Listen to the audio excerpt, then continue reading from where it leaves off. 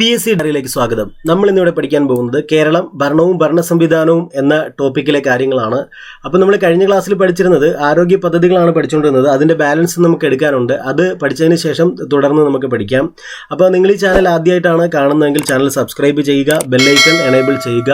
കേരള PSCയുടെ 65ാം വാർഷിക വിശേഷാൽ പതിപ്പിൽ കൊടുത്തിട്ടുള്ള പല ടോപ്പിക്കുകളാണ് നമ്മൾ എടുത്തുകൊണ്ടിരിക്കുന്നത്. കോൺസ്റ്റിറ്റ്യൂഷൻ, അതേപോലെ കേരളം ഭരണവും ഭരണ സംവിധാനങ്ങളും, എക്കണോമിക്സ്, പ്രസ്താവന ചോദ്യങ്ങളുടെ പ്രാക്ടീസ് നമ്മൾ കൊടുക്കുന്നുണ്ട്. അപ്പോൾ ഇതെല്ലാം പ്ലേലിസ്റ്റ് ക്രിയേറ്റ് ചെയ്തിട്ടുണ്ട്, അതുകൂടി കാണാൻ ശ്രമിക്കുക. അപ്പം നമുക്ക് ഇന്നത്തെ ക്ലാസ്സിലെ ബാക്കി ബാലൻസ് ഉണ്ട്, ആരോഗ്യ പദ്ധതികൾ.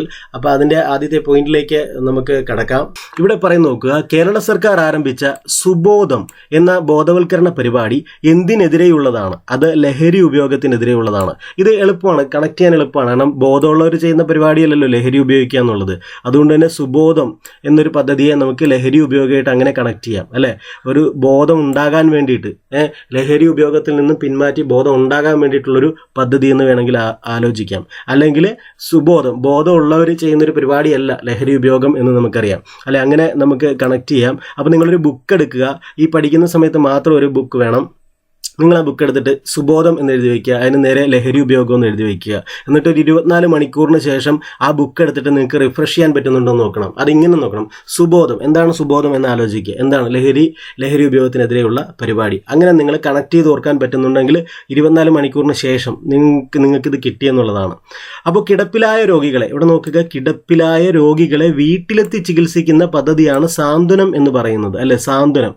അപ്പോൾ കിടപ്പിലായ രോഗികളെ വീട്ടിലെത്തി ചികിത്സിക്കുന്ന പദ്ധതിയാണ് സാന്ത്വനം എന്ന് പറയുന്നത്. ഈ സാന്ത്വനം എന്ന് പറയുന്ന ഒരു സീരിയലിലെ ഒരു ക്യാരക്ടർ, അല്ലെ, അവരുടെ അമ്മയായിട്ടുള്ള ക്യാരക്ടർ കിടപ്പിലല്ലേ, വീട്ടിലല്ലേ? അപ്പോൾ അതുമായിട്ട് കണക്ട് ചെയ്യാം. കിടപ്പിലായ രോഗികളെ വീട്ടിലെത്തി ചികിത്സിക്കുന്ന പദ്ധതി സാന്ത്വനം. ഞാൻ സീരിയൽ കണക്ട് ചെയ്ത് പറയുന്നത് സ്ത്രീകളാണ് കൂടുതൽ വ്യൂവേഴ്സ്, അവരൊക്കെ കാണുന്നതുമാണ് സീരിയൽ, അതുകൊണ്ട് കണക്ട് ചെയ്ത് പറയുന്നേ ഉള്ളൂ. എങ്ങനെയെങ്കിലും ഇത് ഓർത്തിരിക്കുക, പരീക്ഷയ്ക്ക് പ്രയോജനപ്പെടുക എന്നുള്ളതാണ് നമ്മുടെ ഉദ്ദേശം. കൊതുകുജന്യ പകർച്ചവ്യാധികളുടെ വ്യാപനം തടയുന്നതിന് 2020 കേരള സർക്കാർ ആരംഭിച്ച ആരോഗ്യ ബോധവൽക്കരണ പരിപാടിയാണ് തോട്ടങ്ങളിലേക്ക് നീങ്ങാം, അല്ലേ? കാരണം വീട്ടിനകത്ത് നിറച്ച് കൊതുക്. ആ കൊതുകിനെ എന്ത് ചെയ്യണം? വീട്ടിൽ വരുന്ന കൊതുകിനെ കൊതുകുതിരി വെച്ച് കൊന്നിട്ട് കാര്യമില്ല. നേരെ തോട്ടങ്ങളിലേക്ക് നീങ്ങി അവിടെയുള്ള കൊതുകുകളെ നശിപ്പിക്കണം, അല്ലേ? അതാണ്. അങ്ങനെയൊക്കെ ഓർത്തിരുന്നാലേ ഇതൊക്കെ പെട്ടെന്ന് നമുക്ക് പഠിച്ചെടുക്കാൻ പറ്റത്തുള്ളൂ. അപ്പോൾ വീട്ടിൽ കൊതുക് കാരണം വയ്യ, അപ്പം നമ്മൾ എന്ത് ചെയ്യണം? തോട്ടങ്ങളിലാണ് കൊതുക്, നേരെ തോട്ടങ്ങളിലേക്ക് നീങ്ങാം, ആ കൊതുകിനെയൊക്കെ നശിപ്പിക്കാം. ഓക്കെ, ക്ലിയർ അല്ലേ? അപ്പോൾ കൊതുകുജന്യ പകർച്ചവ്യാധികളുടെ വ്യാപനം തടയുന്നതിനായി 2020 കേരള സർക്കാർ ആരംഭിച്ച ആരോഗ്യ ബോധവൽക്കരണ പരിപാടിയാണ് തോട്ടങ്ങളിലേക്ക് മടങ്ങുക, അല്ലെ? 2020 ആയതുകൊണ്ട് ഒന്നുകൂടെ ഓർക്കാം. ആകപ്പാടെ കൊറോണ പിടിച്ചിരിക്കുന്ന സമയമാണ്. കൊറോണ പിടിച്ച് വീട്ടിൽ കുത്തിയിരിക്കുമ്പോഴാണ് വീടിനകത്ത് മൊത്തം കൊതുക്. അപ്പോൾ എന്ത് ചെയ്യണം? നേരെ തോട്ടങ്ങളിലേക്ക് ഇറങ്ങി കൊതുകിനെയൊക്കെ കൊല്ലാം. അങ്ങനെ ഒന്ന് ആലോചിക്കുക. ഇപ്പം ഞാൻ ഇത് പറഞ്ഞുകൊണ്ട് ചിലപ്പോൾ നിങ്ങൾ ഇത് ഓർത്തിരിക്കും, അതിനുവേണ്ടി തന്നെയാണ് ഇത് കണക്ട് ചെയ്ത് പറയുന്നത്. ഓക്കെ, മികച്ച ചികിത്സാ സൗകര്യങ്ങൾ മിതമായ നിരക്കിൽ ലഭ്യമാക്കുന്നതിന് ജനസൗഹൃദ സർക്കാർ ആശുപത്രികൾ സജ്ജമാക്കുന്ന പദ്ധതിയാണ് ആർദ്രം പദ്ധതി. വളരെ വളരെ ഇമ്പോർട്ടൻ്റ് ആയിട്ടുള്ള ഒരു പദ്ധതിയാണ് ആർദ്രം പദ്ധതി. എത്രയോ തവണ ഇപ്പം തന്നെ ചോദിച്ചു കഴിഞ്ഞു എന്നറിയാമോ? എത്രയോ തവണ ഇപ്പം തന്നെ ചോദിച്ചു കഴിഞ്ഞു ആർദ്രം പദ്ധതി. നിങ്ങൾ ഓർത്തു വെച്ചോ, ഈ ഒരു സെൻറ്റൻസ് തന്നെ ആകാം ഒരുപക്ഷെ ചോദിക്കുന്നത്. ഈ ആർദ്രം പദ്ധതിയെ പല സെൻറ്റൻസിലൂടെ ചോദിക്കാറുണ്ട് കേട്ടോ. ആർദ്രം പദ്ധതി ശരിക്കും പറഞ്ഞാൽ ഒരു എന്താണ്, നമ്മുടെ ഹോസ്പിറ്റലുകൾ ശുചിത്വപൂർണ്ണമാക്കുക, നല്ലൊരു ആരോഗ്യകരമായ അന്തരീക്ഷം സൃഷ്ടിക്കുക, അതിൻ്റെ നമ്മുടെ ആരോഗ്യ മേഖലയുടെ അല്ലെങ്കിൽ ഹോസ്പിറ്റലിൻ്റെ ബേസിക് സ്ട്രക്ചറൊക്കെ മാറ്റുക. അങ്ങനെ ഒത്തിരി വെർഷൻസ് ഈ ആർദ്രം പദ്ധതിക്ക് നമുക്ക് പറയാൻ പറ്റും.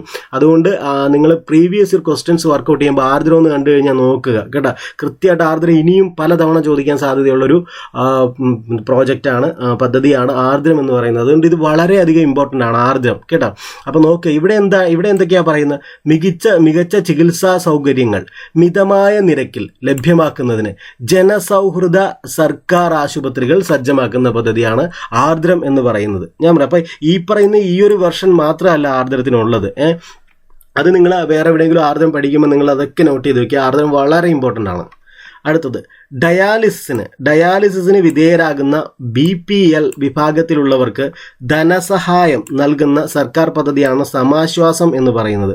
ഞാൻ പറഞ്ഞു, നമ്മളിവിടെ ഈ പദ്ധതി പഠിക്കുമ്പോൾ ഞാൻ പറയുന്നുണ്ട്, നമ്മൾ ജസ്റ്റ് ഇത് പഠിക്കുകയായിട്ടല്ല, നമ്മളെന്താ മനസ്സിലായി, ഇപ്പം നമുക്ക് ചുറ്റുവട്ടത്ത് തന്നെ ഡയാലിസിസ് ചെയ്യുന്ന എത്രയോ ആൾക്കാരുണ്ട്, അല്ലേ? അപ്പോൾ പെട്ടെന്ന് ഇത് കേൾക്കുമ്പോൾ അവർക്ക് ഡയാലിസിസ് നല്ല ചിലവേറിയ സംഗതിയാണ്. അപ്പോൾ ഇനിയിപ്പോൾ ഡയാലിസിസ് ആരെങ്കിലും ചെയ്യുന്നുണ്ടെന്ന് പറഞ്ഞാൽ അവർ BPL ആണോ എന്ന് ചോദിക്കുക, അല്ലെ? BPL ആണെങ്കിൽ നമുക്ക് എന്ത് ചെയ്യാൻ പറ്റും? നമ്മൾ അവരോട് പറഞ്ഞു കൊടുക്കണം, കൊടുക്കണം, അവർക്ക് ധനസഹായം നൽകുന്ന ഒരു സർക്കാർ പദ്ധതിയുണ്ട്. അതിൻ്റെ പേര് സമാശ്വാസം എന്നാണ്, അല്ലേ. ഒരു ആശ്വാസമാണ് അവർക്ക്. കാരണം അവരുടെ കയ്യിൽ നിന്നും പൈസ മുടക്കി ഡയാലിസിസ് ചെയ്തുകൊണ്ടിരിക്കുമ്പോൾ സർക്കാരിൻ്റെ ഭാഗത്തുനിന്ന് ഒരു ധനസഹായം കിട്ടുന്നു. അതൊരു സമാശ്വാസമാണ്, അല്ലേ. അപ്പോൾ അങ്ങനെ നമുക്ക് കണക്ട് ചെയ്ത് കൊടുക്കാം. അപ്പോൾ സമാശ്വാസം നിങ്ങൾ നോട്ട് ചെയ്ത് വയ്ക്കുക. സമാശ്വാസം എനിക്ക് തോന്നുന്നു പഠിക്കുമ്പോൾ എനിക്കൊന്ന് കുറേ കൂടെ ഫുള്ള് എഴുതി വെക്കണമെന്നില്ല കേട്ടോ. ഇപ്പോൾ പറഞ്ഞ പോലെ സുബോധം എന്ന് മാത്രം എഴുതിയാൽ മതി. എന്നിട്ട് നിങ്ങൾ പിന്നീട് ആ ബുക്ക് എടുത്ത് നോക്കുമ്പോൾ വേറെ ഒന്നും എഴുതരുത്, സുബോധം. എന്നിട്ട് ഓർക്കുക സുബോധം എന്തിൻ്റെ ആയിരുന്നു എന്ന് നിങ്ങൾക്ക് മനസ്സിലാക്കാൻ പറ്റുന്നുണ്ടോ, ഓർക്കാൻ പറ്റുന്നുണ്ടോ എന്ന് ഓർക്കുക. അതേപോലെ സമാശ്വാസം എന്ന് മാത്രം എഴുതി വയ്ക്കുക. എന്നിട്ട് നിങ്ങൾ എന്തുമായിരുന്നു സമാശ്വാസം എന്നിങ്ങനെ നിങ്ങളിങ്ങനെ ആലോചിക്കുക. അങ്ങനെ നിങ്ങൾക്ക് ചെയ്യാൻ പറ്റുന്നുണ്ടെങ്കിൽ നിങ്ങൾ അടുത്ത പടി കൂടെ കടന്ന് കുറേ കൂടെ ബെറ്ററായെന്നുള്ളതാണ്. എന്നിട്ട് നിങ്ങൾക്ക് കിട്ടാത്ത ഏതെങ്കിലും പ്രോജക്റ്റ് ഉണ്ടെങ്കിൽ മാത്രം നിങ്ങൾ വീഡിയോ ഒന്നുകൂടെ കണ്ടിട്ട് റെഫർ ചെയ്യുക. അതായിരിക്കും കുറച്ചുകൂടെ എളുപ്പമെന്നാണ് എനിക്ക് തോന്നുന്നത്. അതുകൊണ്ട് നിങ്ങൾ നിങ്ങളുടെ ബുക്കിലേക്ക് സുബോധം, അതുപോലെ ആർദ്രം, അതുപോലെ സമാശ്വാസം പദ്ധതികൾ മാത്രം എഴുതി വയ്ക്കുക. 24 മണിക്കൂറിന് ശേഷം ഒന്ന് റിഫ്രഷ് ചെയ്യാൻ ശ്രമിച്ചു നോക്കൂ. ഈ ഒരു റിവേഴ്സ് ഓർഡർ നിങ്ങൾക്ക് വളരെയധികം ഗുണം ചെയ്യും. അടുത്ത നോക്കുക, കോക്ലിയർ ഇംപ്ലാന്റ് നടത്തിയവർക്ക് തുടർ ചികിത്സ ഉറപ്പാക്കുന്നതിനുള്ള കേരള സർക്കാർ പദ്ധതിയാണ് ധ്വനി എന്ന് പറയുന്നത്, അല്ലേ. ഇത് കണക്റ്റഡ് ആണ്. കോക്ലിയ എന്ന് പറയുന്നത് നമുക്കറിയാം, നമ്മൾ ചെവി പഠിക്കുന്നതാണ് 10ാം ക്ലാസ്സിൽ, അല്ലേ. കോക്ലിയ ഉണ്ട്, കേൾവി സാധ്യമാക്കുന്നതാണ് കോക്ലിയ എന്ന് പറയുന്നത്, അല്ലേ. അപ്പോൾ ആ കോക്ലിയ ഞാൻ പറഞ്ഞു ചെവി, കേൾവി എന്നൊക്കെ പറഞ്ഞു 10ാം ക്ലാസ്സിൽ പഠിച്ചിട്ടുണ്ട്, അല്ലേ. അപ്പോൾ ചെവി, കേൾവി, ഇത് കേൾവി അല്ലെങ്കിൽ നമ്മുടെ ഇതുമായിട്ട് ബന്ധപ്പെട്ട ഒരു സംഭവമാണല്ലോ ധ്വനി എന്ന് പറയുന്നത്. ധ്വനി, അല്ലേ. ധ്വനിയും എന്താ പറയുക കേൾവിയായിട്ട് ബന്ധപ്പെട്ട ഒരു സംഭവം തന്നെയാണ് ധ്വനി എന്ന് പറയുന്നത്. അപ്പോൾ ഇവിടെ കണക്റ്റഡ് ആണ്. കോക്ലിയർ എന്നുള്ള വാക്കുമായിട്ട് അല്ലെങ്കിൽ കേൾവി എന്നുള്ളൊരു സംഭവമായിട്ട് ധ്വനി കണക്റ്റഡ് ആണ്. കോക്ലിയർ ഇംപ്ലാന്റ് നടത്തിയവർക്ക് തുടർ ചികിത്സ ഉറപ്പാക്കുന്നതിനുള്ള കേരള സർക്കാർ പദ്ധതിയാണ്. അപ്പോൾ നോക്കണം, കോക്ലിയർ ഇംപ്ലാന്റ് നടത്തിയവർക്ക് തുടർ ചികിത്സയ്ക്കുള്ളതാണ്. അത് വളരെ ഇമ്പോർട്ടൻ്റ് ആണ്. തുടർ ചികിത്സ ഉറപ്പാക്കുന്നതിനുള്ള കേരള സർക്കാർ പദ്ധതിയാണ് ധ്വനി എന്ന് പറയുന്നത്, കോക്ലിയർ ഇംപ്ലാന്റ് നടത്തിയവർക്ക്. അപ്പോൾ അടുത്തൊരു പ്രോജക്റ്റ് നോക്കുക, ഗർഭകാല പരിചരണത്തിനും പ്രസവാനന്തര ശുശ്രൂഷയ്ക്കും വേണ്ടിയുള്ള കേരള സർക്കാർ പദ്ധതിയാണ് രാരീരം, അല്ലേ. ഇതും വളരെ കണക്റ്റഡ് ആണ്. രാരീരം ഗർഭകാല പരിചരണത്തിനും പ്രസവാനന്തര ശുശ്രൂഷയ്ക്കും. അപ്പോൾ ഗർഭകാല പരിചരണം ഓക്കെ, പ്രസവാനന്തര ശുശ്രൂഷ എന്ന് പറയുമ്പോൾ ഒരു കുഞ്ഞും കൂടെ വന്നിട്ടുണ്ട്, അല്ലേ. അപ്പോൾ കുഞ്ഞിനെ രാരീരം പാടി ഉറക്കാറുണ്ട്, അല്ലേ. നിങ്ങൾ ഉറക്കുന്നവരല്ലേ. പാട്ട് പാടാൻ അറിയാൻ പാടില്ലെങ്കിലും പ്രസവം കഴിയുമ്പോൾ ഓട്ടോമാറ്റിക്കലി പാട്ടൊക്കെ പാടും, അല്ലേ. അപ്പോൾ രാരീരം പാടി ഉറക്കാറുണ്ട്. അപ്പോൾ ഇനിയിപ്പോൾ രാരീരം എന്ന് കേൾക്കുമ്പോൾ നിങ്ങൾ എന്തോർക്കണം, അത് കേരള സർക്കാരിൻ്റെ ഒരു പദ്ധതിയാണ്. എന്തിനുള്ള പദ്ധതിയാണ്? ഗർഭകാല പരിചരണത്തിനും പ്രസവാനന്തര ശുശ്രൂഷയ്ക്കും വേണ്ടിയുള്ള കേരള സർക്കാരിൻ്റെ പദ്ധതിയാണ് രാരീരം, അല്ലേ. രാരീരം രാരോ എന്നൊരു പാട്ടുണ്ട്, അല്ലേ. ആ പാട്ടൊക്കെ കേൾക്കുമ്പോൾ നിങ്ങൾ ആലോചിക്കുക, ഇതെന്താണ്? കേരള സർക്കാരിൻ്റെ ഒരു പദ്ധതിയാണ്, അല്ലേ. ഓക്കെ, അപ്പോൾ ഇത്രയും ഇപ്പം നിങ്ങൾ ആ ബുക്കിലേക്ക് രാരീരം എന്ന് മാത്രം എഴുതുക. എന്നിട്ട് ഉറപ്പായിട്ടും ഞാൻ ഈ പറഞ്ഞതൊക്കെ നിങ്ങളുടെ മനസ്സിലേക്ക് വരും. രാരീരം രാരോ എന്നും പറഞ്ഞൊരു പാട്ടില്ലേ, അതൊക്കെ നിങ്ങളുടെ മനസ്സിലേക്ക് വന്നോളൂ ഓട്ടോമാറ്റിക്കലി. അന്യസംസ്ഥാന തൊഴിലാളികൾ, അല്ലേ. നമ്മൾ അതിഥി തൊഴിലാളികൾ എന്നൊക്കെ വലിയ ബഹുമാനപൂർവ്വം വിളിക്കുന്നതാണല്ലേ. അന്യസംസ്ഥാന തൊഴിലാളികൾക്കിടയിൽ പകർച്ചവ്യാധികൾ തടയാൻ വേണ്ടിയുള്ള പദ്ധതിയാണ് ജാഗ്രത എന്ന് പറയുന്നത്. ഇപ്പോൾ ഏത് ഹോട്ടലിൽ കയറിയാലും ഇവരുണ്ട്, അല്ലേ. അന്യസംസ്ഥാന തൊഴിലാളികൾക്കിടയിൽ പകർച്ചവ്യാധികൾ തടയാൻ വേണ്ടിയുള്ള പദ്ധതിയാണ് ജാഗ്രത, അല്ലെ. ജാഗ്രത ഇതും കണക്റ്റഡ് ആണ്. അന്യസംസ്ഥാന തൊഴിലാളികളെ നമ്മൾ എപ്പോഴും ഒരു സംശയത്തിൻ്റെ നിഴലിലാണ് അവരെ കാണുന്നത് തന്നെ, അല്ലേ. ഒരു ജാഗ്രതയോടുകൂടി തന്നെയാണ് അവരോട് സമീപിക്കുന്നത് തന്നെ. കാരണം അടുത്ത കാലത്ത് നടന്ന കുറച്ചധികം എല്ലാവരും ഇല്ല, എന്നാലും കുറച്ചധികം ക്രൈമുകളിൽ ഉൾപ്പെട്ടിട്ടുണ്ട് അവർ. അതുകൊണ്ട് തന്നെ നമ്മൾ ജാഗ്രതയോടെയാണ് അവരെ സമീപിക്കുന്നത് തന്നെ. അപ്പോൾ അന്യസംസ്ഥാന തൊഴിലാളികൾക്കിടയിൽ പകർച്ചവ്യാധികൾ തടയാൻ വേണ്ടിയുള്ള പദ്ധതിയാണ് ജാഗ്രത. അപ്പോൾ ജാഗ്രത എന്ന് എഴുതി വെക്കുക. എന്നിട്ട് അത് ഓർക്കാൻ പറ്റുന്നുണ്ടോ എന്ന് പിന്നീട് നോക്കുക. അടുത്തത്, കൃത്രിമ ദന്തങ്ങളുടെ പൂർണ്ണ സെറ്റ് സൗജന്യമായി വെച്ചു കൊടുക്കുന്ന സംസ്ഥാന സാമൂഹിക നീതി വകുപ്പിൻ്റെ പദ്ധതിയാണ് മന്ദഹാസം എന്ന് പറയുന്നത്. ഇത് വളരെ ഇമ്പോർട്ടൻസ് ഉണ്ട്. എന്തുകൊണ്ടെന്ന് വെച്ചാൽ ഈ പദ്ധതി ഇതേ രീതിയിൽ തന്നെ തമിഴ്നാട്ടിൽ പുന്നകൈ എന്നും പറഞ്ഞ് അവരെടുത്തിട്ടുണ്ട്. പുന്നകൈ. അപ്പോൾ അതിനൊരു പ്രാധാന്യം വരുന്നുണ്ട്. മന്ദഹാസം എന്ന നമ്മുടെ ഈ പദ്ധതി അവർ തമിഴ്നാട്ടിലേക്ക് പുന്നകൈ എന്ന പേര് മാറ്റി അവരെടുത്തിട്ടുണ്ട്. അപ്പോൾ കൃത്രിമ ദന്തങ്ങളുടെ പൂർണ്ണ സെറ്റ് സൗജന്യമായി വെച്ചു കൊടുക്കുന്ന സംസ്ഥാന സാമൂഹിക നീതി വകുപ്പ്, ചിലപ്പോൾ ഏത് ഡിപ്പാർട്ട്മെൻ്റ് ആണെന്ന് ചോദിക്കാം, അല്ലേ. സാമൂഹിക നീതി വകുപ്പിൻ്റെ പദ്ധതിയാണ് മന്ദഹാസം എന്ന് പറയുന്നത്. ഇനി അടുത്തത്, ശ്രവണ വൈകല്യമുള്ള കുട്ടികൾക്കുള്ള കോക്ലിയർ ഇംപ്ലാന്റേഷൻ ചികിത്സ, അതാണ് ശ്രുതി തരംഗം എന്ന് പറയുന്നത്. നമ്മൾ കുറച്ച് നേരത്തെ ഒരെണ്ണം പഠിച്ചു, എന്തായിരുന്നു? ധ്വനി. അതെന്തായിരുന്നു? അത് ശ്രുതി തരംഗത്തിന് ശേഷം വരുന്നതാണ് ധ്വനി എന്ന് പറയുന്നത്. എന്താണെന്ന് വെച്ചാൽ ശ്രുതി തരംഗം എന്ന് പറയുന്ന പദ്ധതി ഇത്രയേ ഉള്ളൂ. കാരണം ശ്രവണ വൈകല്യമുള്ള കുട്ടികൾക്ക് കോക്ലിയർ ഇംപ്ലാന്റേഷൻ, അല്ലെ, കോക്ലിയർ മാറ്റിവെക്കുന്ന ഒരു ശസ്ത്രക്രിയ ചെയ്യാണ്. കോക്ലിയർ ഇംപ്ലാന്റേഷൻ അല്ലേ, അങ്ങനെ ചെയ്യുന്ന അങ്ങനെ ചെയ്യാൻ സഹായിക്കുന്ന പദ്ധതിയാണ് ശ്രുതി തരംഗം എന്ന് പറയുന്നത്. എന്നാൽ ധ്വനി എന്ന് പറയുന്നത് കോക്ലിയർ ഇംപ്ലാന്റേഷൻ കഴിഞ്ഞതിന് ശേഷം, അതായത് ശ്രുതി തരംഗം പദ്ധതിയിൽ ഉൾപ്പെട്ടതിന് ശേഷം തുടർ ചികിത്സ ലഭ്യമാകുന്ന പദ്ധതിയാണ് ധ്വനി എന്ന് പറയുന്നത്. അപ്പോൾ ശ്രുതി തരംഗവും ധ്വനിയും കണക്റ്റഡ് ആണ്. ഇനി രണ്ടും ഓർക്കാൻ, ഇപ്പോൾ ശ്രുതി എന്ന് പറഞ്ഞാലും നമ്മുടെ ശബ്ദം അല്ലെങ്കിൽ പാട്ട്, ശ്രുതി ഒക്കെ അതുമായിട്ട് ബന്ധപ്പെട്ട് വരുന്ന പദമാണല്ലോ. അപ്പോൾ അങ്ങനെയും നമുക്ക് ഓർക്കാം, ചെവി, കേൾവി അല്ലെ, അതൊക്കെയായിട്ട് ബന്ധപ്പെട്ട് വരുന്ന പദമാണ് ശ്രുതി തരംഗം. ഇനി നിങ്ങളുടെ ഇതിൻ്റെ കീവേഡ് കോക്ലിയർ ഇംപ്ലാന്റേഷൻ, ശ്രുതി തരംഗം എന്നുള്ളതാണ്. ഇനി ധ്വനി എന്ന് പറയാനാണെങ്കിൽ കോക്ലിയർ ഇംപ്ലാന്റേഷന് ശേഷമുള്ള തുടർ ചികിത്സയ്ക്കാണ് ധ്വനി എന്ന് പറയുന്ന പദ്ധതി.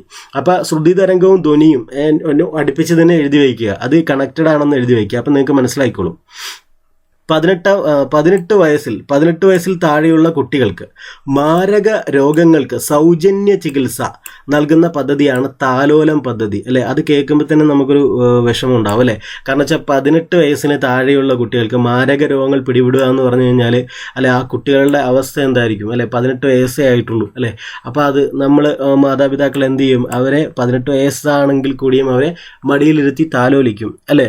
കാരണം എന്താ, സ്വന്തം കുട്ടികളല്ലേ. കുട്ടികൾക്ക് മാരക രോഗങ്ങൾ പിടിപെടുക എന്ന് പറഞ്ഞു കഴിഞ്ഞാൽ അത് വലുതായാലും ചെറുതായാലും കുട്ടി തന്നെയല്ലേ, മക്കള് തന്നെയല്ലേ മാതാപിതാക്കൾക്ക്. അപ്പോൾ അവർ താലോലിക്കും ഉറപ്പായിട്ടും അല്ലേ, താലോലിക്കും. അപ്പോൾ അതോർത്താൽ മതി. 18 വയസ്സിൽ താഴെയുള്ള കുട്ടികൾക്ക് മാരക രോഗങ്ങൾക്ക് സൗജന്യ ചികിത്സ നൽകുന്ന പദ്ധതിയാണ് താലോലം എന്ന് പറയുന്നത് അല്ലേ, താലോലം എന്ന പദ്ധതി. അപ്പോൾ നമുക്ക് അത് ഇപ്പോൾ നിങ്ങൾക്ക് കണക്റ്റഡ് ആണ് എന്ന് എനിക്ക് തോന്നുന്നു, നിങ്ങൾക്ക് മനസ്സിലായിട്ടുണ്ടല്ലേ. താലോലം എഴുതി വയ്ക്കുക, എന്താണ് താലോലം എന്ന് ആലോചിക്കുക.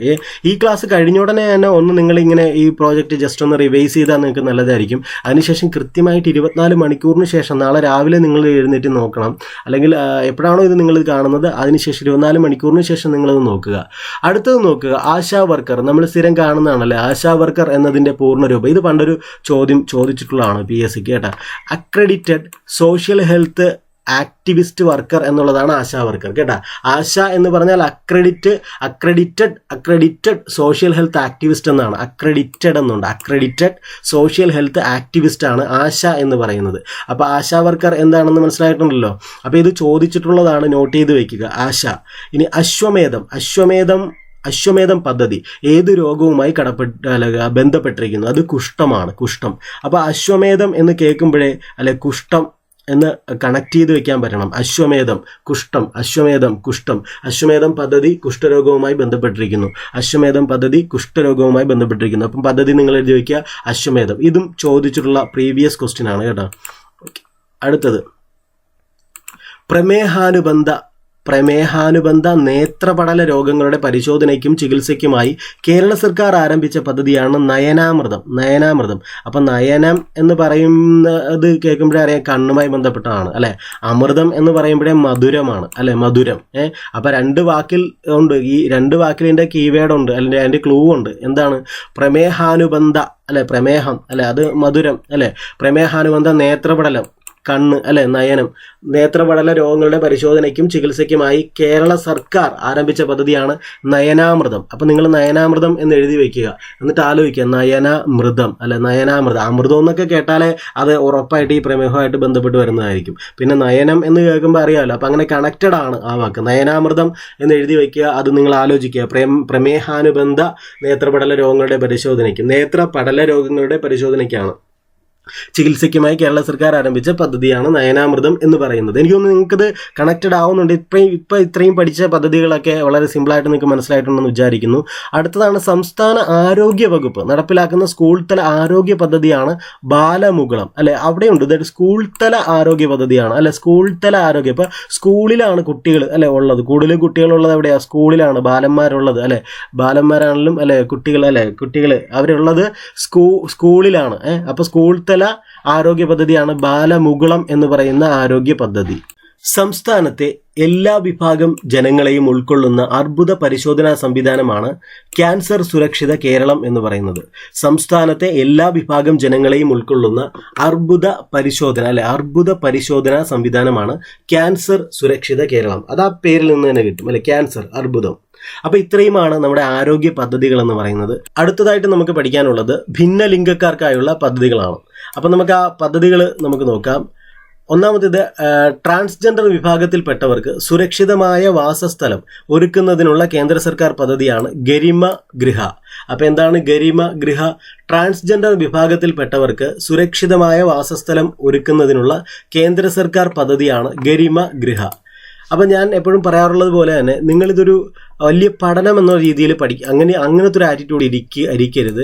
ഇത് ശരിക്കും നമ്മളൊരു ഇൻഫർമേഷൻ അറിയുക എന്നുള്ള രീതിയിൽ. അതുപോലെ നമുക്ക് ചുറ്റുവട്ടത്തുള്ള പദ്ധതികളാണ് സർക്കാർ പദ്ധതികൾ. ഈ പദ്ധതികൾ നമ്മൾ ശ്രദ്ധയോടെ മനസ്സിലാക്കിയാൽ നമുക്ക് നമ്മുടെ ചുറ്റുവട്ടത്തുള്ള മറ്റൊരാൾക്ക് നമുക്ക് പറഞ്ഞു കൊടുക്കാൻ കഴിയും. അതുകൊണ്ട് ആ ഒരു മൈൻഡ് സെറ്റിൽ വേണം ഇരിക്കാൻ. അതുകൊണ്ട് പഠിക്കാൻ എന്നുള്ള മൈൻഡ് സെറ്റിൽ നിങ്ങൾ ഇരിക്കേണ്ട, കാര്യങ്ങൾ മനസ്സിലാക്കാൻ എന്നുള്ള മൈൻഡ് സെറ്റിൽ ഇരുന്നാൽ മതി. അപ്പോൾ കുറച്ചുകൂടെ എളുപ്പമായിരിക്കും നമുക്കിത് ഓർത്തെടുക്കാൻ. അപ്പോൾ അടുത്തൊരു പോയിന്റ് നമുക്ക് നോക്കാം.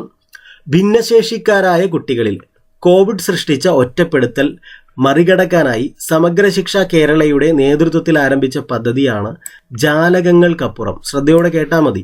ഭിന്നശേഷിക്കാരായ കുട്ടികളിൽ കോവിഡ് സൃഷ്ടിച്ച ഒറ്റപ്പെടൽ മറികടക്കാനായി സമഗ്ര ശിക്ഷ കേരളയുടെ നേതൃത്വത്തിൽ ആരംഭിച്ച പദ്ധതിയാണ് ജാലകങ്ങൾക്കപ്പുറം. ഭിന്നലിംഗക്കാരെ സമൂഹത്തിന്റെ മുൻനിരയിലേക്ക് ഉയർത്തിക്കൊണ്ടുവരുന്നതിന് സംസ്ഥാന സാമൂഹിക നീതി വകുപ്പ് ആരംഭിച്ച പദ്ധതിയാണ് മഴവില്ല് എന്ന് പറയുന്ന പദ്ധതി. എന്താണ്? ഭിന്നലിംഗക്കാരെ സമൂഹത്തിന്റെ മുൻനിരയിലേക്ക് ഉയർത്തിക്കൊണ്ടുവരുന്നതിന് സംസ്ഥാന സാമൂഹിക നീതി വകുപ്പ് ആരംഭിച്ച പദ്ധതിയാണ് മഴവില്ല് എന്ന് പറയുന്ന പദ്ധതി. ഇനി നമ്മൾക്ക് പഠിക്കാനുള്ളത് മുതിർന്ന പൗരന്മാർക്കായുള്ള പദ്ധതികളാണ്.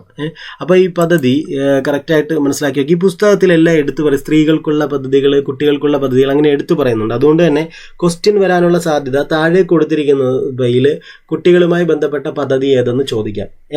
അപ്പോൾ അത്തരത്തിലൊരു ക്വസ്റ്റ്യൻ വന്നിട്ടുണ്ട് ഇതിനു മുമ്പ്, ഇനിയും വരാൻ സാധ്യതയുണ്ട്. അപ്പോൾ നോക്കുക, മുതിർന്ന പൗരന്മാർക്കായുള്ള പദ്ധതികൾ. ഒറ്റയ്ക്ക് താമസിക്കുന്ന മുതിർന്ന പൗരന്മാർക്ക് ലോക്ക്ഡൗൺ കാലത്ത് അവശ്യ സേവനങ്ങൾ ലഭ്യമാക്കുന്നതിന് കേരള പോലീസ് ആരംഭിച്ച പദ്ധതിയാണ് പ്രശാന്തി എന്ന് പറയുന്ന പദ്ധതി. എന്താണ്?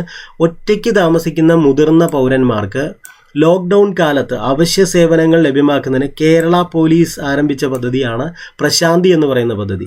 ഇനി മുതിർന്ന പൗരന്മാർക്ക് സൗജന്യ ഗ്ലൂക്കോമീറ്റർ നൽകുന്ന പദ്ധതിയാണ് വയോമധുരം എന്ന് പറയുന്നത്. ഗ്ലൂക്കോമീറ്റർ അറിയാലോ, നമ്മൾ ഷുഗർ നോക്കാനുള്ളതാണ് ഗ്ലൂക്കോമീറ്റർ. അപ്പോൾ മധുരമാണല്ലോ ഷുഗർ, അല്ലെ? മധുരം, ഷുഗർ നോക്കാൻ. അപ്പോൾ ഗ്ലൂക്കോമീറ്ററിനെ ഇതുമായിട്ട് കണക്ട് ചെയ്താൽ മതി, അല്ലെ? വയോമധുരം, പ്രായമുള്ള ആൾക്കാരുടെ ഷുഗർ ചെക്ക് ചെയ്യാനുള്ള പദ്ധതിയാണ്. അതിന് ഗ്ലൂക്കോമീറ്റർ നൽകുന്ന പദ്ധതിയാണ് വയോമധുരം എന്ന് പറയുന്ന പദ്ധതി.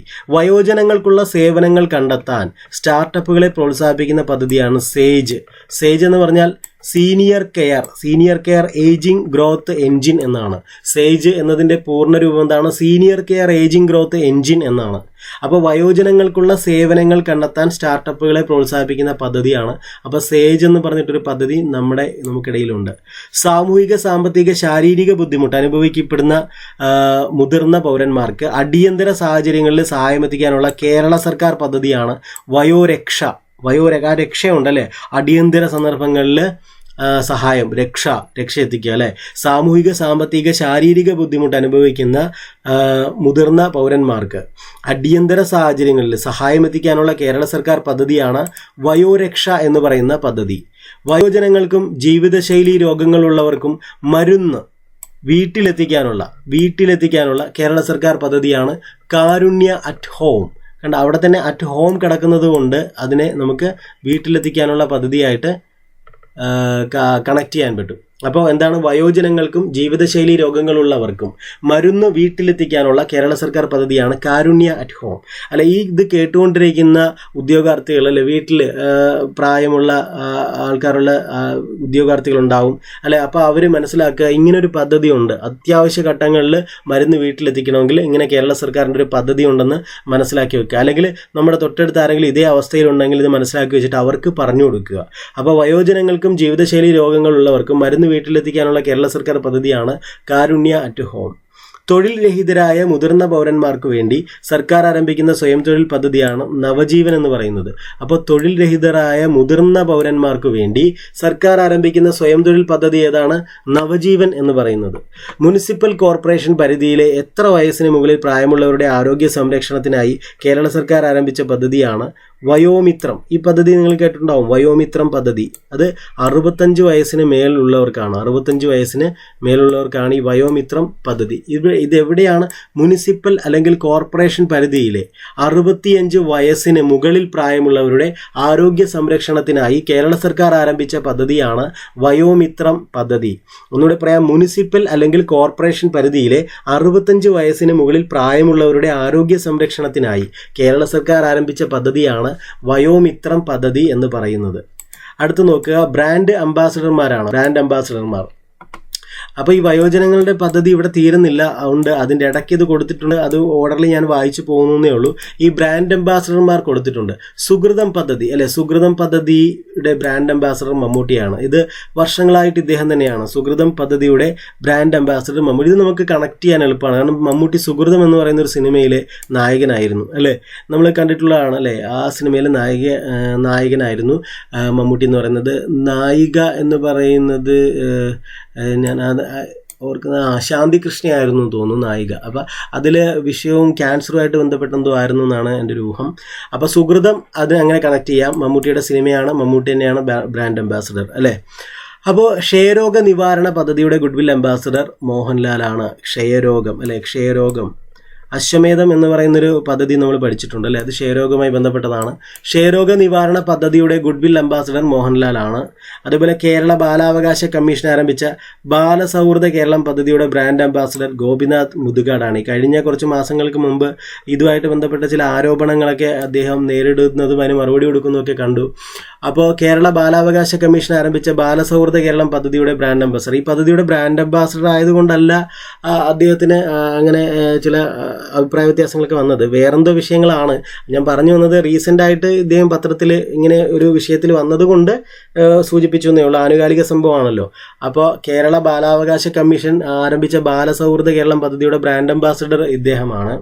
ഇനി വിമുക്തിയുടെ ഗുഡ്വിൽ അംബാസഡർ, വിമുക്തി അല്ലെ, വിമുക്തി ലഹരി വിമുക്ത പരിപാടിയാണ്, അതൊക്കെ നമ്മൾ പഠിച്ചതാണ്. സച്ചിൻ ടെണ്ടുൽക്കർ ആണ് അല്ലേ.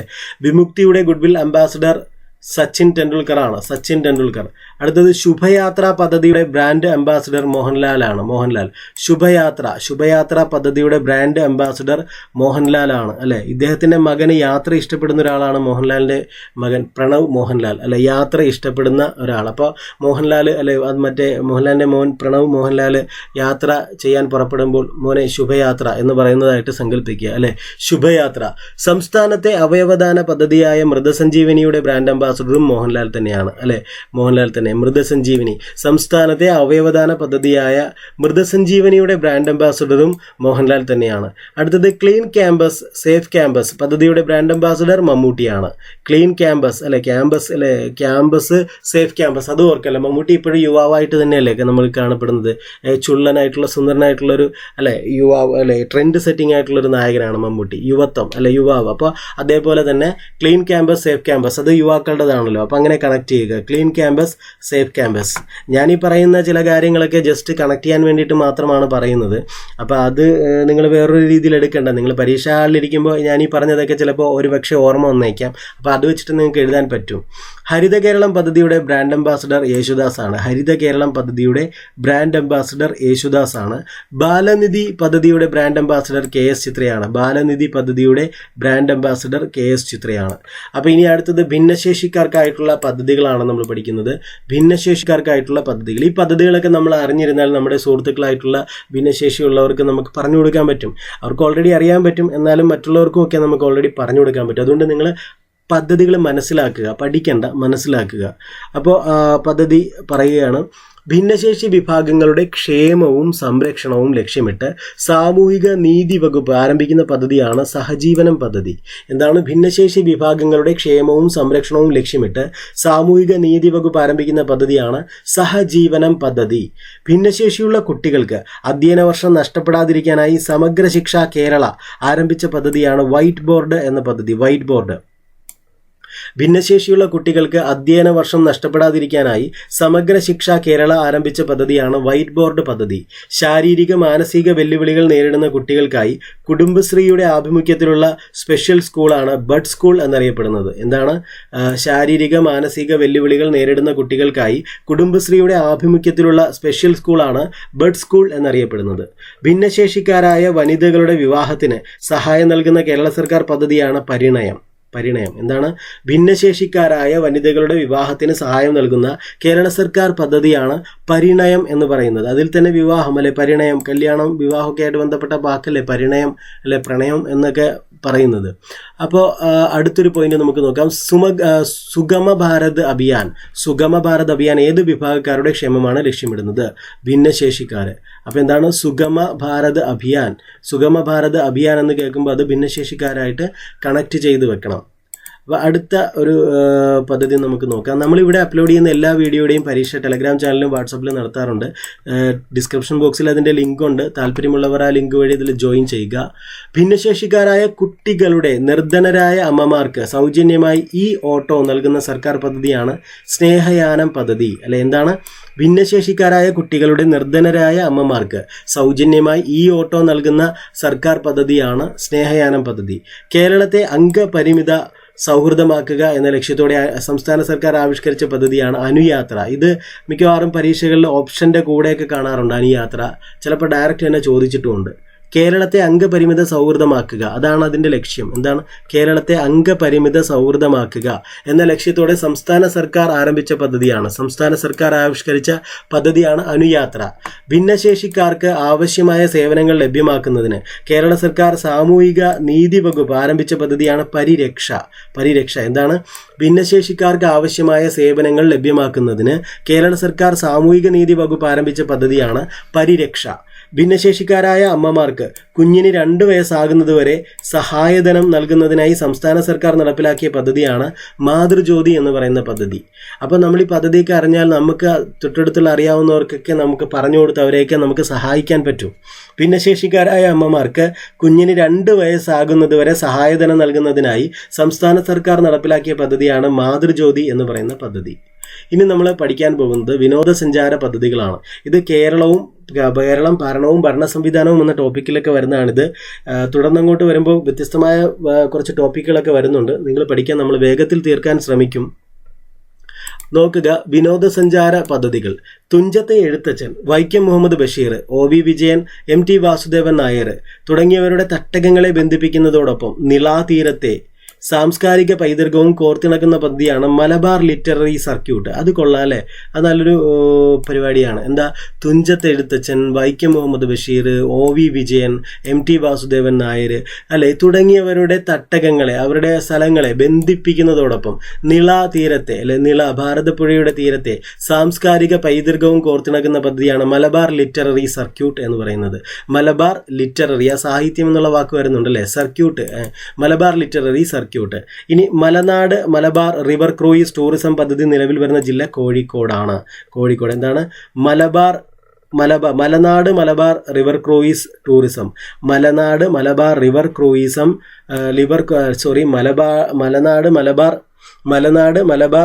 ക്രൂയിസ് ടൂറിസം പദ്ധതി നിലവിൽ വരുന്ന ജില്ല കോഴിക്കോടാണ്. സുരക്ഷിത വിനോദസഞ്ചാരത്തിനായി കേരളം ആരംഭിക്കുന്ന പദ്ധതിയാണ് ബയോ ബബിൾ എന്ന് പറയുന്നത്. സുരക്ഷിത വിനോദസഞ്ചാരത്തിനായി കേരളം ആരംഭിക്കുന്ന പദ്ധതിയാണ് ബയോ ബബിൾ. കേരളത്തിലെ റോഡ് ജലഗതാഗത പാതയോരങ്ങളിൽ വിശ്രമ സങ്കേതം ആരംഭിക്കുന്നതിനുള്ള വിനോദസഞ്ചാര വകുപ്പിന്റെ പദ്ധതിയാണ് വഴിയോരം എന്ന് പറയുന്ന പദ്ധതി. എന്താണ്? കേരളത്തിലെ റോഡ് ജലഗതാഗത പാതയോരങ്ങളിൽ വിശ്രമ സങ്കേതം ആരംഭിക്കുന്നതിനുള്ള വിനോദസഞ്ചാര വകുപ്പിന്റെ പദ്ധതിയാണ് വഴിയോരം എന്ന് പറയുന്ന പദ്ധതി. ഇനി അടുത്തത് ഗതാഗത വാർത്താവിനിമയ പദ്ധതികളെ കുറിച്ചിട്ടാണ്. ഗതാഗത വാർത്താവിനിമയ പദ്ധതികൾ. റോഡുകൾക്ക് ഇരുവശവും തണൽ മരങ്ങൾ വച്ചുപിടിപ്പിക്കുന്ന പദ്ധതിയാണ് ഹരിത കേരളം പദ്ധതി. എന്താണ്? റോഡുകൾക്ക് ഇരുവശവും തണൽ മരങ്ങൾ വച്ചുപിടിപ്പിക്കുന്ന പദ്ധതിയാണ് ഹരിത കേരളം പദ്ധതി. റോഡ് അപകടങ്ങൾ കുറയ്ക്കുന്നതിനും റോഡ് സുരക്ഷയ്ക്കും ഗതാഗത നിയമങ്ങളുടെ കർശനമായ നടപ്പാക്കലിനും വേണ്ടി സംസ്ഥാന ആഭ്യന്തര വകുപ്പ് ആവിഷ്കരിച്ച ആവിഷ്കരിച്ച പദ്ധതിയാണ് ശുഭയാത്ര അല്ലെ ശുഭയാത്ര. അതായത് എവിടെയാണോ പോകാൻ ഉദ്ദേശിക്കുന്നത് അവിടെ ഒരു കുഴപ്പവുമില്ലാതെ പോയിട്ട് വരട്ടെ എന്നാണ് ശുഭയാത്ര അല്ലെ. റോഡ് അപകടങ്ങൾ ഇല്ലാതെ അല്ലെ റോഡ് അപകടങ്ങൾ കുറയ്ക്കുന്നതിനും റോഡ് സുരക്ഷയ്ക്കും ഗതാഗത നിയമങ്ങളുടെ കർശനമായ നടപ്പാക്കലിനും വേണ്ടി സംസ്ഥാന ആഭ്യന്തര വകുപ്പ് ആവിഷ്കരിച്ച പദ്ധതിയാണ് ശുഭയാത്ര. കേരളം വിഭാവനം ചെയ്യുന്ന അതിവേഗ റെയിൽ പദ്ധതിയാണ് സിൽവർ ലൈൻ പദ്ധതി. ഇത് കൊണ്ടുവന്നതും അല്ലെ വാർത്തയിൽ ഇടം പിടിച്ച പദ്ധതിയാണ് അല്ലെ. ഇതിനെ അനുകൂലിക്കുന്നവരും പ്രതികൂലിക്കുന്നവരും ഒക്കെ ആയിട്ടുള്ള വാഗ്വാദങ്ങളും സംഭവങ്ങളും നമ്മൾ പത്രത്തിൽ കണ്ടതാണ്. കേരളം വിഭാവനം ചെയ്യുന്ന അതിവേഗ റെയിൽ പദ്ധതിയാണ് സിൽവർ ലൈൻ പദ്ധതി എന്ന് പറയുന്നത്. സംസ്ഥാനത്തെ തെരുവ് വിളക്കുകൾ LED ആക്കി മാറ്റുന്നതിന് KSEB നടപ്പിലാക്കുന്ന പദ്ധതിയാണ് നിലാവ് എന്ന് പറയുന്ന പദ്ധതി. എന്താണ്? സംസ്ഥാനത്തെ തെരുവ് വിളക്കുകൾ LED ആക്കി മാറ്റുന്നതിന് KSEB നടപ്പിലാക്കുന്ന പദ്ധതിയാണ് നിലാവ് പദ്ധതി. അടുത്ത പദ്ധതി നമുക്ക് നോക്കാം. ഗ്രാമപ്രദേശങ്ങളിലും മറ്റ് അവികസിത മേഖലകളിലും ബസ് സർവീസ് ആരംഭിക്കുന്നതിനായി KSRTC നടപ്പിലാക്കുന്ന പദ്ധതിയാണ് ഗ്രാമവണ്ടി എന്ന് പറയുന്ന പദ്ധതി. അപ്പോൾ KSRTCയുടെയാണ്. ഗ്രാമപ്രദേശങ്ങളിലും മറ്റ് അവികസിത മേഖലകളിലും ബസ് സർവീസ് ആരംഭിക്കുന്നതിനായി KSRTC നടപ്പിലാക്കുന്ന പദ്ധതിയാണ് ഗ്രാമവണ്ടി എന്ന് പറയുന്ന പദ്ധതി. കേരള സർക്കാരിൻ്റെ വിവിധ വകുപ്പുകൾ ഉപയോഗിക്കുന്ന കാറുകളെ ഇലക്ട്രിക് കാറുകളാക്കി മാറ്റാനുള്ള പദ്ധതിയാണ് ഈ മൊബിലിറ്റി എന്ന് പറയുന്നത്. ഇതൊക്കെ നമ്മൾ കേട്ട് മനസ്സിലാവുന്ന കാര്യങ്ങളേ ഉള്ളൂ. കേരള സർക്കാരിൻ്റെ വിവിധ വകുപ്പുകൾ ഉപയോഗിക്കുന്ന കാറുകളെ ഇലക്ട്രിക് കാറുകളാക്കി മാറ്റാനുള്ള പദ്ധതിയാണ് ഈ മൊബിലിറ്റി എന്ന് പറയുന്നത്. ഇനി ഊബർ മാതൃകയിൽ വിപുലമായ വാഹന ശൃംഖല ഒരുക്കാനുള്ള സംസ്ഥാന സർക്കാർ ഓൺലൈൻ ടാക്സി പദ്ധതിയാണ് കേരള സവാരി എന്ന് പറയുന്നത്. എന്താണ്? ഊബർ മാതൃകയിൽ വിപുലമായ വാഹന ശൃംഖല ഒരുക്കാനുള്ള സംസ്ഥാന സർക്കാർ ഓൺലൈൻ ടാക്സി പദ്ധതിയാണ് കേരള സവാരി എന്ന് പറയുന്നത്. ഇനി അടുത്തത്, ഉപയോഗശൂന്യമായ KSRTC ബസ്സുകൾ വാടകയ്ക്കെടുത്ത് ലഘു ഭക്ഷണശാലകളാക്കി മാറ്റുന്ന മിൽമയുടെ പദ്ധതിയാണ് മിൽമ ഓൺ വീൽസ് എന്നറിയപ്പെടുന്നത്. തൃശ്ശൂർ ബസ് സ്റ്റാൻഡിൽ ഈ ഒരു മിൽമ ഓൺ വീൽസ് നമുക്ക് കാണാൻ പറ്റും. അവിടെ ഒരു പഴയ ഒരു KSRTC ബസ് നല്ല മോഡിഫൈ ചെയ്തിട്ട് നല്ല രീതിയിൽ അങ്ങനെ ആക്കിയിട്ടുണ്ട്. ഉപയോഗശൂന്യമായ KSRTC ബസ്സുകൾ വാടകയ്ക്കെടുത്ത് ലഘു ഭക്ഷണശാലകളാക്കി മാറ്റുന്ന മിൽമയുടെ പദ്ധതിയാണ് മിൽമ ഓൺ വീൽസ്.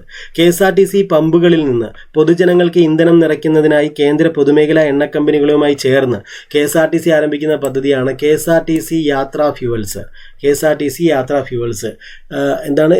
ചേർത്തല സ്റ്റാൻഡിൽ ഇത് KSRTC യാത്രാ ഫ്യൂവൽ അവരുടെ പമ്പ് റോഡ് സൈഡിൽ തന്നെ വളരെ ജനങ്ങൾക്കും ചേർന്ന് അടിക്കാവുന്ന രീതിയിൽ തന്നെയാണത് നിർമ്മിച്ചിട്ടുള്ളത് അല്ലേ. KSRTC പമ്പുകളിൽ നിന്ന് പൊതുജനങ്ങൾക്ക് ഇന്ധനം നിറയ്ക്കുന്നതിനായി കേന്ദ്ര പൊതുമേഖലാ എണ്ണ കമ്പനികളുമായി ചേർന്ന് KSRTC ആരംഭിക്കുന്ന പദ്ധതിയാണ് KSRTC യാത്രാ ഫ്യൂവൽസ്. ചേർത്തലയിൽ ഇത് ഈ പദ്ധതിയിൽ ഉൾപ്പെട്ടിട്ടുണ്ടോ എന്നറിയില്ല. പക്ഷെ വളരെ എളുപ്പത്തിൽ പൊതുജനങ്ങൾക്ക് കൂടെ കയറി പമ്പിൽ നിന്ന് എണ്ണ അടിച്ചിട്ട് പോകാവുന്ന രീതിയിലാണ് ഇത് ചെയ്തിട്ടുള്ളത്. KSRTC പമ്പുകളിൽ നിന്ന് പൊതുജനങ്ങൾക്ക് ഇന്ധനം നിറയ്ക്കുന്നതിനായി കേന്ദ്ര പൊതുമേഖലാ എണ്ണ കമ്പനികളുമായി ചേർന്ന് KSRTC ആരംഭിക്കുന്ന പദ്ധതിയാണ് KSRTC യാത്രാ ഫ്യൂവൽസ്. ഞാൻ ഇപ്പോഴും പറയുന്നു, ചില കാര്യങ്ങൾ കണക്ട് ചെയ്ത് പറയുന്നത് നിങ്ങൾക്ക് പരീക്ഷാ ഹാളിൽ ഓർക്കാൻ വേണ്ടി മാത്രമാണ്. കേരള സർക്കാർ നടപ്പിലാക്കുന്ന അതിവേഗ ബ്രോഡ്ബാൻഡ് പദ്ധതിയാണ് K-Phone പദ്ധതി. ഇത് ഉറപ്പായിട്ടും ചോദിക്കും. K-Phone പദ്ധതിയുടെ ലക്ഷ്യം, K-Phone എന്നതിൻ്റെ പൂർണ്ണരൂപം, ഇതൊക്കെ എപ്പോഴും ചോദിക്കുന്നതാണ്. കേരള ഫൈബർ ഓപ്റ്റിക് നെറ്റ്വർക്ക് എന്ന് ഇതിനു മുമ്പ് ചോദിച്ചിട്ടുമുണ്ട്. അപ്പോൾ അടുത്തൊരു പ്രോജക്റ്റ് നോക്കുക. റോഡ് അപകടങ്ങളിൽ പെടുന്നവർക്ക് അടിയന്തര ചികിത്സ ലഭ്യമാക്കുന്നതിന് കേരള പോലീസ് ആവിഷ്കരിച്ച പദ്ധതിയാണ് സ്മൈൽ പദ്ധതി എന്ന് പറയുന്നത്. റോഡ് അപകടങ്ങളിൽ പെടുന്നവർക്ക് അടിയന്തര ചികിത്സ ലഭ്യമാക്കുന്നതിന് കേരള പോലീസ് ആവിഷ്കരിച്ച പദ്ധതിയാണ് സ്മൈൽ പദ്ധതി. അടുത്ത തൊഴിൽ പുനരധിവാസ പദ്ധതികളാണ്. അത് നമുക്ക് അടുത്ത ക്ലാസ്സിൽ ഡിസ്കസ് ചെയ്യാം. ഞാൻ പരമാവധി വേഗത്തിൽ പരമാവധി ടോപ്പിക്കുകൾ നിങ്ങൾക്ക് മുന്നിലേക്ക് എത്തിക്കാനാണ് ശ്രമിക്കുന്നത്. അതിൽ തന്നെ ഏറ്റവും കൂടുതൽ ഇമ്പോർട്ടൻസ് നിങ്ങൾ കൊടുക്കണമെന്ന് ആവശ്യപ്പെട്ടിട്ടുള്ളത് ഈ ടോപ്പിക്കുകളാണ്. അതുകൊണ്ട് മാക്സിമം വേഗത്തിൽ നിങ്ങളുടെ ഈ ടോപ്പിക്കുകൾ, സുപ്രധാന നിയമങ്ങളാണെങ്കിലും കേരളം ഭരണ സംവിധാനമാണെങ്കിലും കറണ്ട് അഫയേഴ്സ് ആണെങ്കിലും അതിവേഗം തന്നെ തീർത്തു തരാം. അപ്പോൾ ചാനൽ സപ്പോർട്ട് ചെയ്യുക.